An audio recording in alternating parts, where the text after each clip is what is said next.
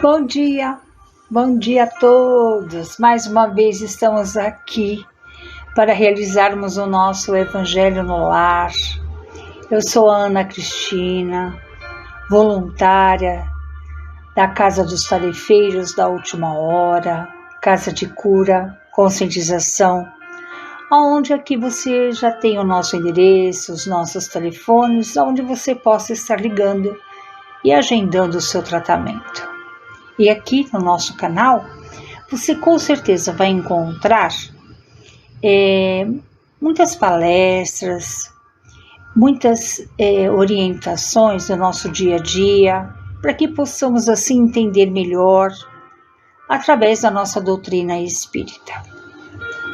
Espero que todos estejam bem e que possamos assim, mais uma vez, nesta manhã de domingo, termos o nosso Evangelho através dos nossos irmãos e amigos espirituais que nos ajudam, que nos acolhem, que nos protegem, que nos orientam e que trazem para nós toda uma harmonia imensa, como um abraço fraterno e gostoso que nós tanto precisamos.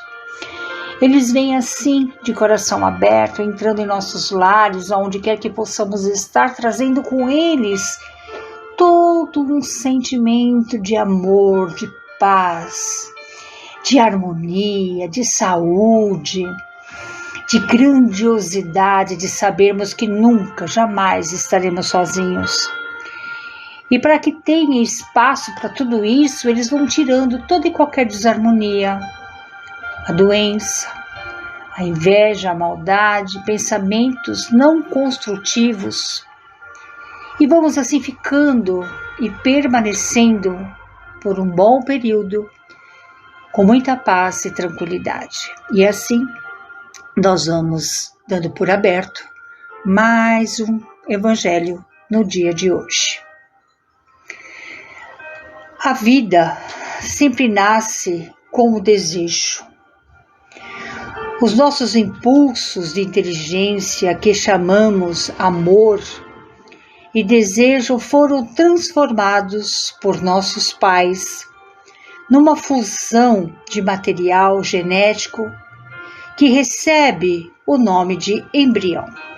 Assim, somos concebidos pelo amor e pelo desejo e surgimos como matéria genética. Embora microscópico, o nosso DNA, que compõe nosso código genético, contém todo o nosso destino.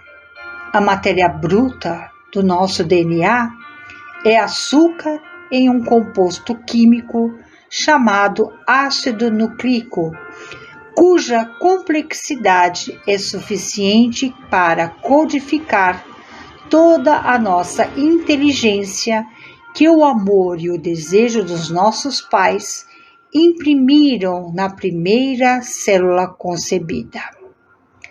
Ao contrário do que sempre nós pensamos, as energias recebidas pelo cordão umbilical podem e devem ser selecionadas antes de serem absorvidas pelo nosso espírito reencarnante. Segundo o seu estado consciencial, a tarefa que irá executar é a sua condição moral. E não seriam essas as causas dos enjoos durante a nossa gestação? Estaria o fenômeno ocorrendo em razão das rejeições das energias ofertadas? Os chamados desejos também não se enquadravam nessa realidade?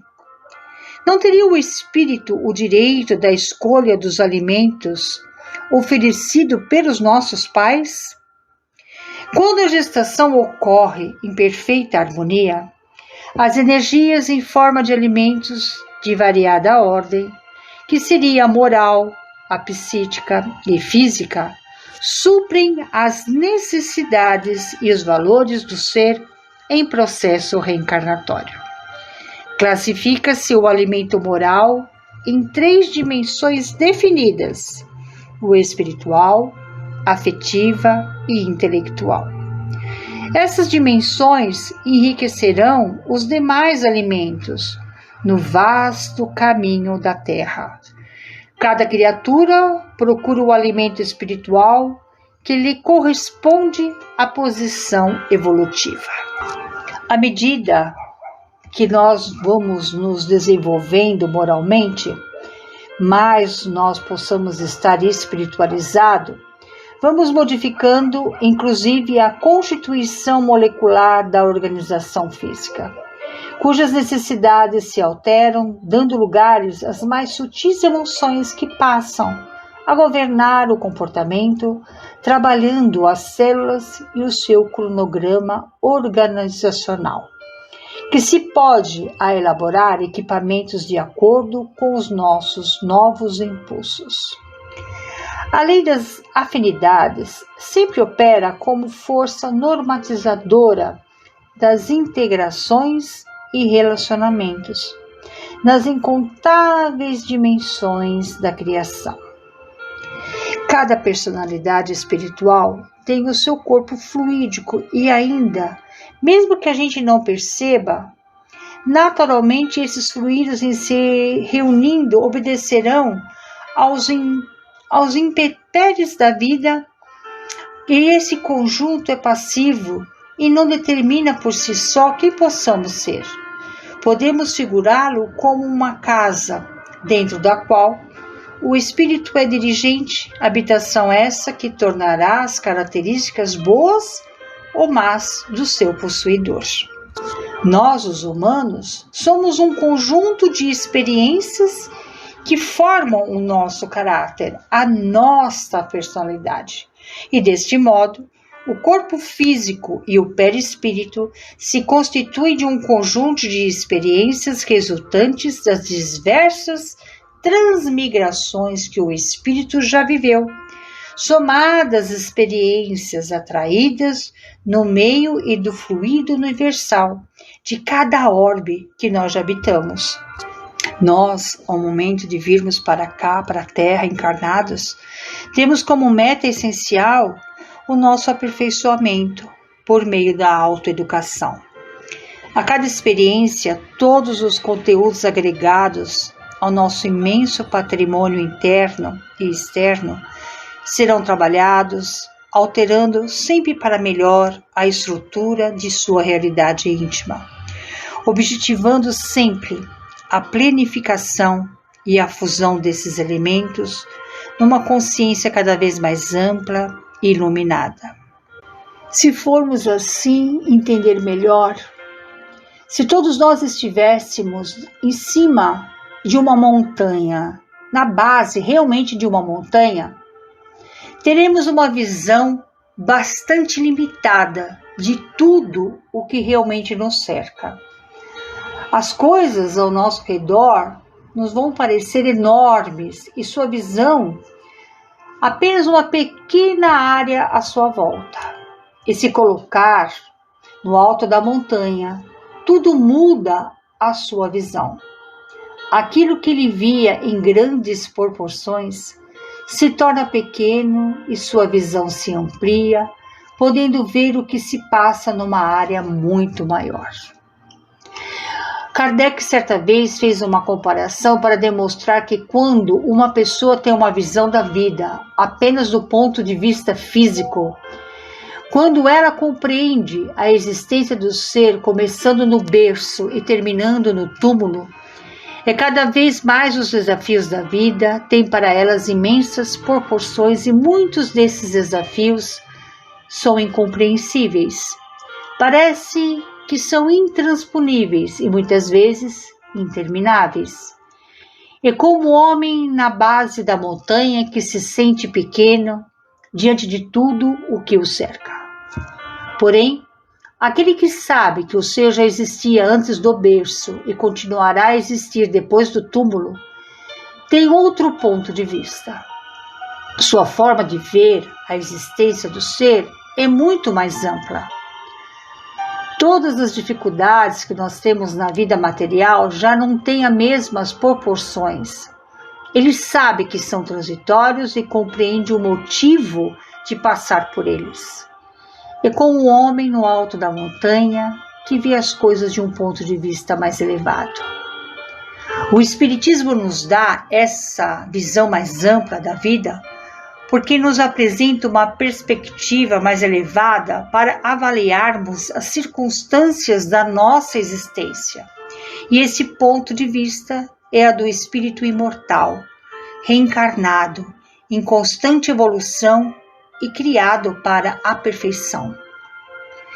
Com o estudo sempre aprofundado dentro do Espiritismo, já não temos mais uma visão tão materialista, limitada da vida e nem uma nova vaga a impressiona da vida imortal, mas pelo conhecimento límpido, preciso, lógico que ele nos dá, pelas provas materiais que dela nos oferece, pelos exemplos que coloca sobre nossos olhos e o nosso entendimento, temos a certeza da imortalidade da alma e a consciência das consequências que advêm deste saber. O ponto de vista, segundo o Evangelho segundo o Espiritismo, capítulo 2, a ideia clara e precisa que se faça da vida futura nos proporciona inabalável fé no porvir. Fé que acarreta enormes consequências sobre a moralização dos homens, porque muda completamente o ponto de vista sobre o qual encaram eles e a vida terrena.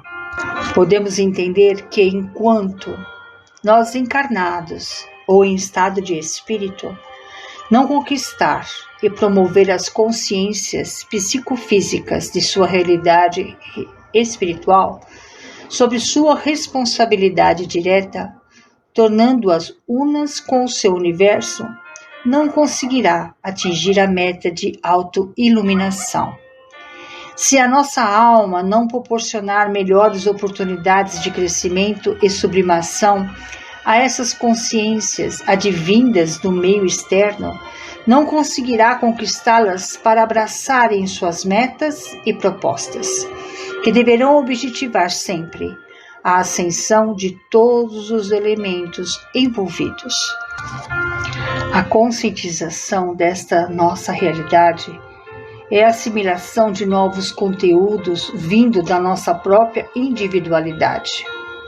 A benefício de nós mesmos, somente será possível com objetivos iluminativos, quando o nosso eu superior, seja identificado e decodificado a sua expressão imortal, da essência eterna que deve ser conscientizada e vivida com toda harmonia. Essa convivência harmônica promoverá os conteúdos dos elementos coligados que desafilarão por esse conjunto de valores até a sua perfeita unificação com o seu eu interno. Por este motivo, recomenda-nos em um autodescobrimento, uma busca interior, a realização de um diálogo eterno e amoroso com as nossas próprias imperfeições morais e com órgãos e células com perturbações enfermediças, ou no caso doentes, interferindo nas complexidades de uma força mantedora do nosso perispírito e do nosso corpo físico. E esses conteúdos são elementais em vários níveis e estágios do processo evolutivo, compondo sempre ou transitando por esses planos dimensionais. Eles trazem suas experiências conquistadas em outras etapas, desejando sempre encontrar um novo universo, oportunidades para promoção e ampliação dos conhecimentos adquiridos hereditariamente. Muitos caminham conosco há milênios sem conta. Passaram por incontáveis estágios e desejam acompanhar-nos pela eternidade. Mas, para multiplicar esses talentos, e se faz trabalhar na seara do Cristo, em espírito e em verdade. Podemos falar com claramente que a maior claridade da nossa alma é na explosão da fé, que acontece quando ela ensina, exemplificando, dedicando a sua vida da vivência do que falou, ou então, quando fala vivenciando. Os pensamentos e as palavras são senhores da teoria e o comportamento, o absoluto que vive tudo o que o amor lhe oferece, sempre com muita normalidade. Eu terminei esse evangelho com esta frase porque eu achei muito bonita, pois acontece que ela nos dá todo uma liberdade expressiva, né? Que na medida que nós assimilamos os princípios espíritas que são baseados nos ensinamentos morais de Jesus, compreendemos em profundidade, gradativamente, que eles irão fazendo parte do nosso modo de pensar, de sentir e agir. Irão se tornando nossa filosofia de vida. Esse modo de ser, de refletirá nos relacionamentos familiares, no trabalho, na convivência social, enfim, em todos os aspectos da nossa vida, porque o nosso ponto de vista em relação a tudo que nos envolve vai se modificando, vai tomando novas e amplas proporções. Temos claramente o livre-arbítrio. Podemos ficar na base da montanha ou subir até o cume. Depende de nós ampliarmos a nossa visão da vida ou continuarmos a ter a visão limitada que muitas vezes nos infunde ao medo ou à revolta e nos deixa sem entender certas situações que nos acontecem.